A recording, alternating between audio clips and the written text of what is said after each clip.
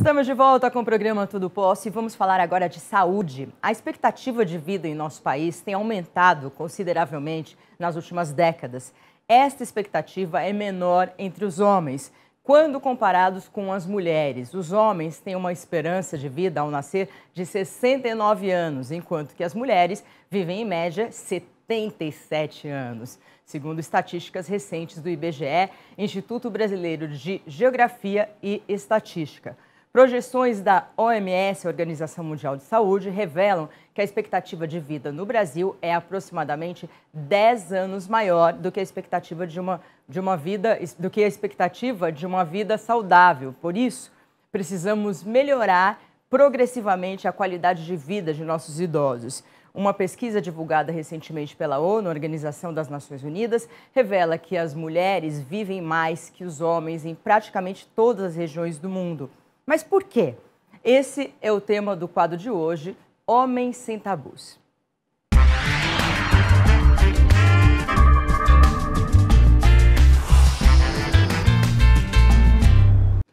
Segundo o IBGE, a principal explicação para a diferença de mais de 7 anos de vida entre os sexos no Brasil são as mortes violentas que ainda atingem intensamente a população masculina. Quando falamos de mortes violentas, temos como exemplos principais os acidentes automobilísticos e os homicídios. Devemos lembrar que os abusos de bebidas alcoólicas é um importante fator de risco para a ocorrência de mortes violentas no país. No programa de hoje vamos falar sobre a feminização da velhice. No estúdio eu recebo a Limite Personal Clínico, Dr. Cláudio Guimarães, médico urologista, Franco Martins, médico especialista em medicina do sono, e Dr. Jean Carlos, médico pós-graduado em nutrologia. Doutores, sejam bem-vindos.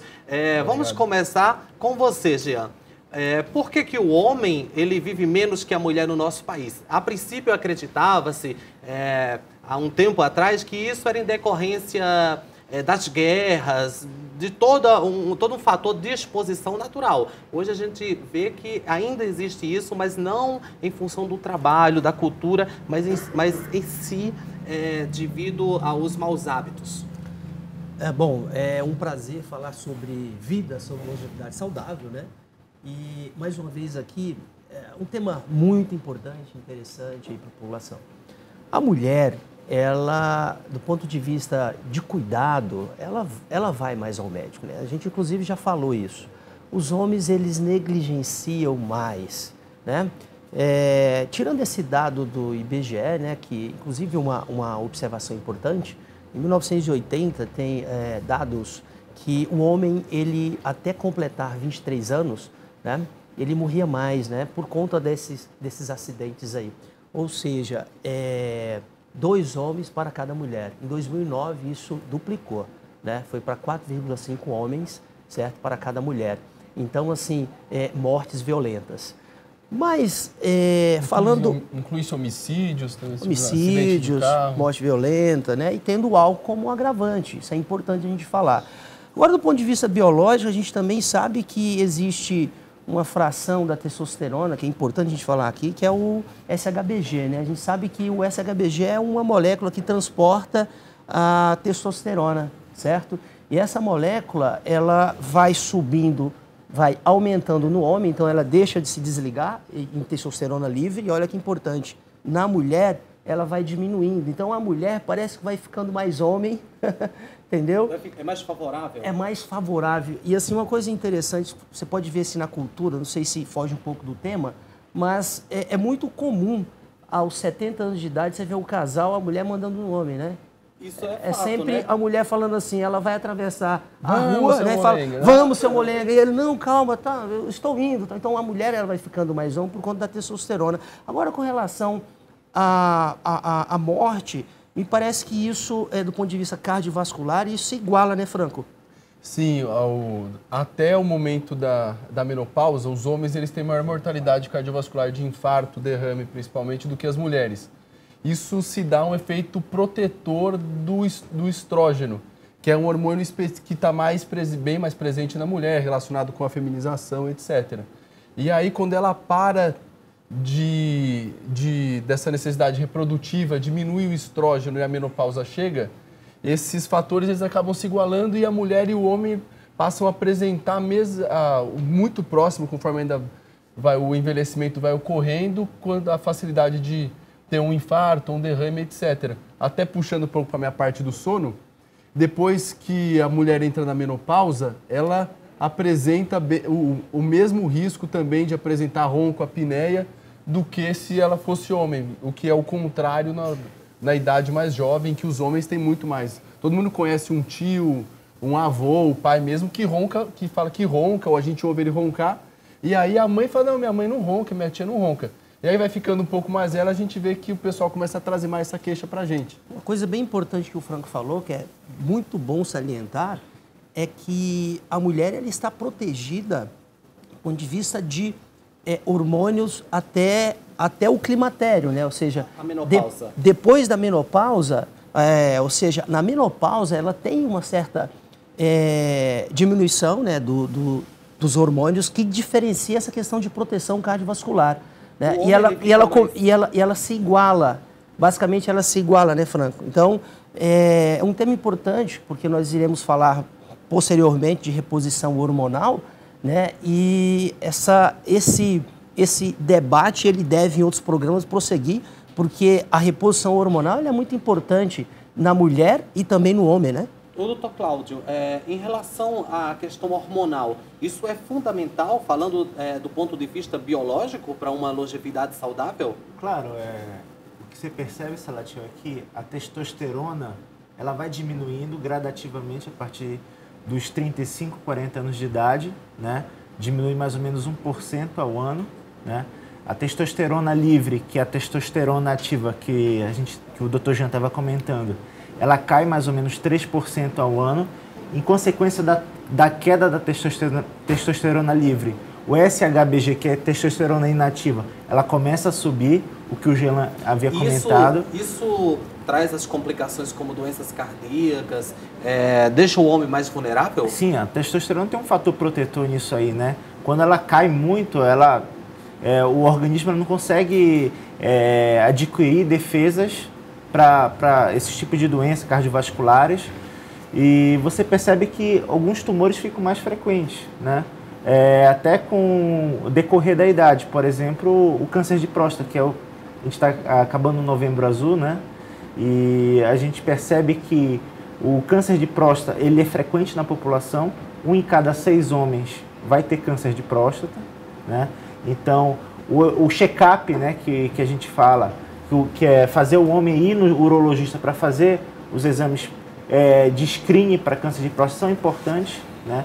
Você consegue diagnosticar aqueles cânceres e investigar também o homem como um todo, na parte de colesterol, diabetes, pressão arterial. Entendi. Eu tenho uma dúvida, Santi, só para aproveitar a presença do Ale aqui. Você que trabalha com academia, tem bastante experiência nessa questão de atividade física como personal clínico. Você acha que atualmente nas academias é muito mais mulher do que homem? Ale, agora, só complementando, tudo isso que os doutores falaram se converge para um ponto, né? Os hábitos e os cuidados, ou seja, os hábitos do excesso de álcool, drogas, muitas vezes, é que leva a um grau de risco. Assim como também essa questão da testosterona, da saúde em si, tudo está relacionado aos cuidados pessoais. Bom, Salatiel, pelo que está sendo falado aqui, eu diria que a atividade física é o fator mais importante, até como prevenção. A gente falou aí, o Dr. Jean falou sobre a mulher se tornar mais masculina, e eu não posso dizer que o homem também se torna mais feminino, né? A falta, né, da presença da testosterona, a falta da atividade física dentro das academias, que hoje a cada 10, 7 são mulheres na academia, respondendo a sua pergunta, a gente vai perdendo a testosterona, o homem vai se tornando mais obeso, né? E a falta de testosterona vai se tornando cada vez mais acelerada. Consequentemente, engorda-se, a produção cai e o homem começa a ficar com menos testosterona. Consequentemente, o estrógeno que está presente no homem começa a ficar mais evidente. E aí o homem começa a aceitar tudo, não ter aquela pegada de ser o homem da casa. não sendo tão masculino, mas assim, tendo aquela coisa de resolver as coisas, começa a ficar preguiçoso, começa a deixar tudo na conta da mulher aí, né? Fica mais inativo. Exatamente. Agora, você que tem esse contato mais próximo dos homens, por que os homens, mesmo hoje, que tem acontecido uma evolução, eles ainda estão tão atrasados, vamos dizer assim? O homem, de repente, casa, doutor Jean, aí você vê que ele não cuida mais da aparência. Por quê? Que o homem relaxa e, enfim, deixa de se cuidar e de viver com mais qualidade. A gente poderia até jogar essa culpa aí na conta da própria testosterona, né? Mas eu acho que antes da gente culpar o próprio sistema biológico, a gente tem que trazer a responsabilidade para nós mesmos, né? Hoje a mulher, ela sempre se cuidou, né? Eu acho que a mulher, ela tem uma tendência de estar sempre um passo à frente do homem, né? Então ela se cuida, ela procura academia, ela procura o médico, e o homem tem essa questão de ficar mais acomodado, né? Nós falamos muito aí do Novembro Azul nos programas anteriores, né? Falando para o homem procurar urologista, né? Várias campanhas sobre o câncer de próstata, e isso tinha que partir dele próprio e procurar. E fazer com frequência os exames, né? Principalmente, né? o da próstata e a testosterona. Para a partir daqui ele começar a medir isso lá na frente, né? Eu creio que essa questão de longevidade masculina, longevidade feminina, a parte de educação física, não só a atividade física, mas o estilo de alimentação, e tudo isso deve estar sendo gerido por uma questão do estresse, né? Porque o estresse está totalmente relacionado com o sono, né, Franco? Sem dúvida. Mas a base de tudo isso, né, que é um fenômeno totalmente biológico, é a questão hormonal, certo? A gente sabe, se você for comparar a vida, Salatiel, com a conta bancária, né, até os 20 anos, você só deposita. Então, você deposita até os 20 anos. Dos 20 aos 30, a mesma quantidade que você deposita, você saca. Mas dos 20 aos 30 é quando o ser humano tem o ápice, né, da parte intelectual, produtiva e reprodutiva. Agora, dos 30 em diante, é só saque. Saque, e saque, e saque. Então, até os 20 é o anabolismo, dos 20 aos 30 é o anabolismo e o catabolismo, e depois dos 30 é só o catabolismo. O ser humano, ele começa a se deteriorar biologicamente, né? O poder de reparação, justamente pela falta, ou seja, a reparação e síntese de proteína, né? Certo? Que é o que as células precisam para se renovarem, vão diminuindo, né? Então, a testosterona, ela começa a diminuir no homem. Só que tem um detalhe que tem que ser falado aqui, que é muito importante, que o homem, ele não tem, como nas mulheres, né, um sinal clínico que é muito importante, que é a parada da menstruação, né? Que então, é o fator assim, definidor. que é o fator que define. A mulher começa no climatério, né? Ela tem ficou um ano sem menstruar, menopausa, né? Agora, o homem não. Ele começa a ter esse decréscimo que foi falado aqui, certo, pelo nosso urologista, só que esse decréscimo, ele não é percebido de forma acentuada. E em algumas situações nós temos uma janela aí de 15 anos, né? O homem, depois dos 30, ele começa a diminuir, só que ele começa a ter alterações de sinais, né? Sinais que são perceptíveis aos olhos. Só que ele não entende por que ele não está conseguindo mais emagrecer, por que ele está engordando, né? Principalmente na circunferência abdominal. E quando o estrógeno começa a subir, ele começa a ter esses sinais que o Ali estava falando, que é justamente o sinal de ficar mais irritado, arredio, os projetos não saem da mesa, uma falta de concentração. E olha só, o estrógeno no homem, ele não é tão bem-vindo, né? Ele não é tão bem-vindo. Você acha que a ginecomastia, exato, né, vulgarmente chamado de tetinha, né, gente? Né, no homem, que também não é bem-vindo visualmente, porém existe um sinal biológico nisso daí. Agora, a percepção disso no homem tem uma janela aí de 15 anos, né? Então, o homem, ele pensa assim, eu vou no urologista quando eu tiver disfunção erétil. Mas aí está o erro. Disfunção erétil, devido à queda de testosterona, é um sinal tardio, certo? Não é um sinal que começa já ali na implementação da patologia. Então, o homem demora muito. E uma coisa importante, em algumas situações, a testosterona, só para você ter uma ideia, o coração é o órgão que tem mais receptores de testosterona, certo? A natureza não faria tantos receptores, certo, para um órgão se essa substância não tivesse tanto ação, se não fosse necessária. E a primeira causa de morte, doença cardiovascular. Justamente. Nos Estados Unidos, pra você ter ideia, a primeira causa de morte súbita, tá, em obeso, né, é justamente por conta de toda essa inflamação subclínica, né, e por conta de toda essa degeneração do ponto de vista que leva à obesidade. Não só estilo de vida, que aí alimentação, exercício, distúrbios hormonais que vão acontecendo aí nesse processo. Agora a questão é o seguinte, impedir o envelhecimento não tem como, só que hoje, com todos esses recursos que a ciência tem como amenizar esses efeitos, né, Cláudio? Então, o Alê também o que a gente tá mais percebe ligado nessa é área. que o homem está vivendo mais, certo? E a gente vai ter esses fatores da queda da testosterona. Então, nesse momento, a gente precisa fazer um acompanhamento desse paciente, né? A gente fazer o acompanhamento, como o Alê falou, dessa testosterona ao decorrer do ano e ver, vai haver um momento que ele mesmo, o paciente vai ter sintomas e a testosterona ainda vai estar no nível basal de normalidade. Mas aí que está, esse momento vai ser o momento que você vai precisar fazer uma suplementação, uma modulação hormonal, né? Para você conseguir adquirir um estilo de vida aceitável, né?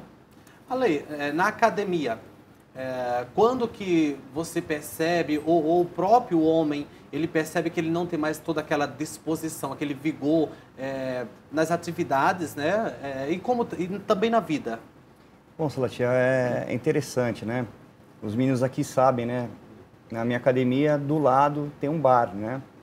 E o maior concorrente meu é o bar, né? Então, o segundo eu diria que é o sofá, né? Eu trabalho com um público de jovial para frente, né? Então eu falo que é a melhor idade, né? São as pessoas que estão procurando ter uma qualidade de vida melhor e maior, consequentemente.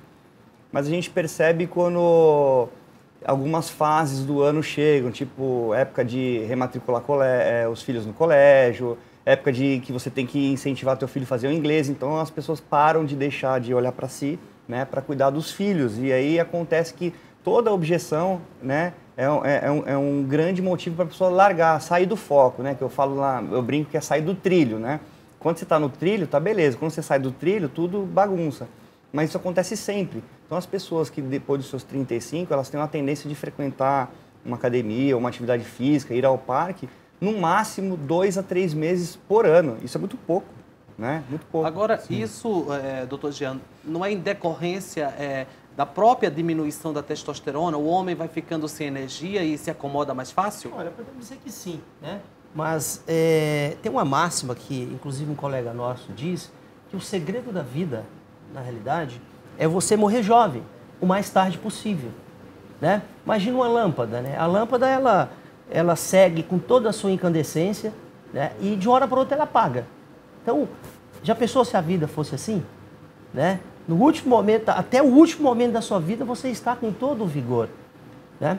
A questão é que toda a base hormonal se explica para uma longevidade saudável, certo? Não só uma longevidade saudável, você tem que ter um equilíbrio de tudo isso. Uma boa alimentação, uma atividade física, tudo isso promove. Porque hoje você pode envelhecer a 200 km por hora, como você também pode envelhecer a 20 km por hora. A gente não pode mudar. Desacelerar o ritmo. Sim, a expectativa de vida não aumentou? Aumentou, né? Qual é a variável que a gente pode, na realidade, modificar e intervir? Na qualidade, né? A pirâmide brasileira e mundial é uma pirâmide que está se invertendo.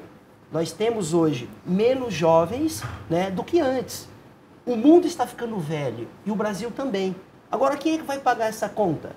Certo? Nos Estados Unidos, 306 milhões de habitantes, certo? 117 milhões dependem de até 6 remédios para se manter vivo, né? E quando eu falo de medicamento, eu não estou falando de medicamento somente para atenuar, não é para reparar, né, é somente para tratar.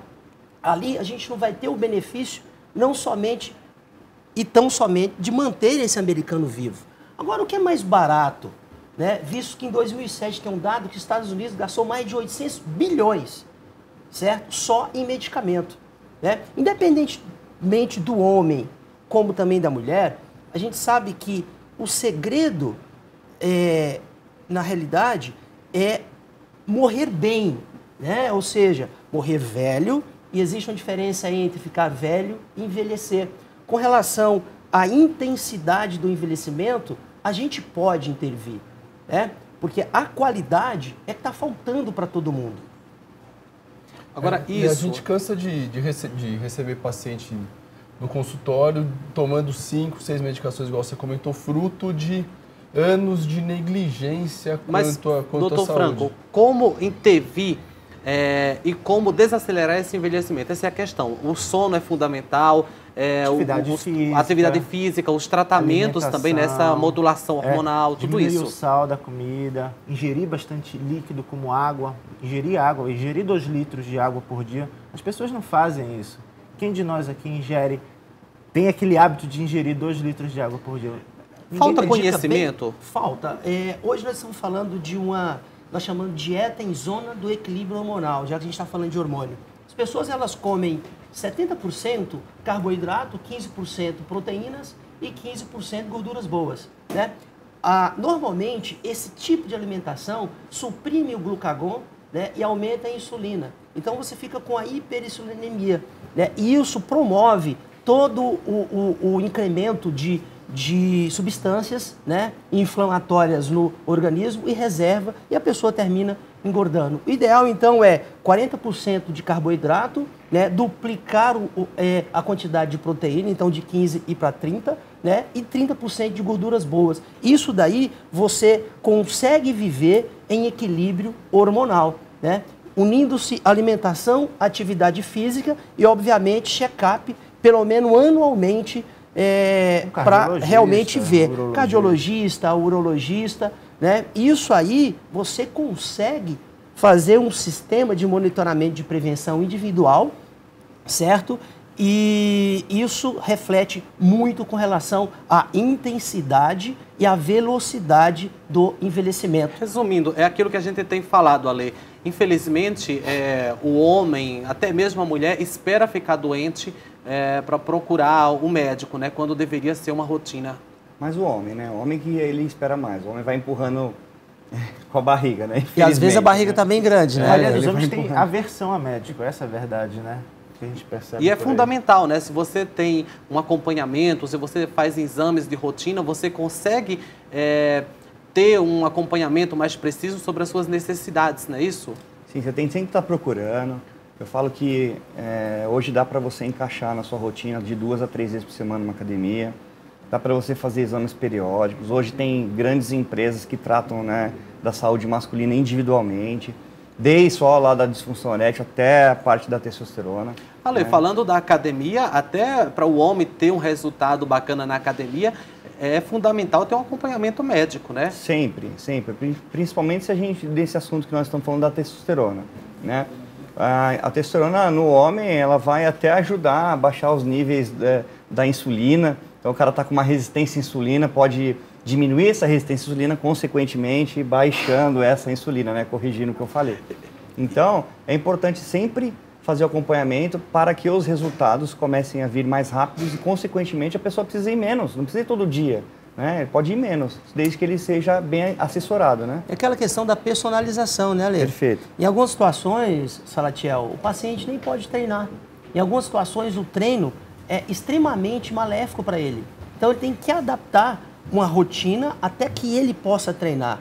Do ponto de vista de idade, do ponto de vista de comorbidades, o paciente ele precisa entender o quanto é importante uma personalização do ponto de vista de programa individual para que ele possa não só saber se pode treinar, ir para a academia, né? O que ele deve comer e como estão os hormônios dele. Para ele treinar, ele tem que estar bem, né? Porque a gente tem visto na mídia até atletas que tiveram lá um problema e morreram no meio de uma partida de futebol, por exemplo? A gente tem visto muitos médicos indicando, né? Vai para academia porque você precisa emagrecer e, consequentemente, ter saúde. Eu diria que esse médico, de repente, ele pode tratar e abordar isso de uma forma diferente. Vem aqui, deixa eu olhar você, deixa eu te entender, deixa eu te ajudar a ter saúde para depois você poder ir para a academia e emagrecer. É também isso aí. Infelizmente, o nosso tempo acabou. Na próxima segunda-feira, nós voltamos com muito mais Homens Sem Tabus aqui. Muito obrigado pela participação de vocês. Maria Cândida, é com você. Obrigada, meninos. O papo foi muito bom. Até a semana que vem para vocês. E daqui a pouco a gente vai ter um arroz de carreteiro, um arroz delicioso que a Adriana Teles, arroz carreteiro, a Adriana Teles vai fazer pra gente. Já, já.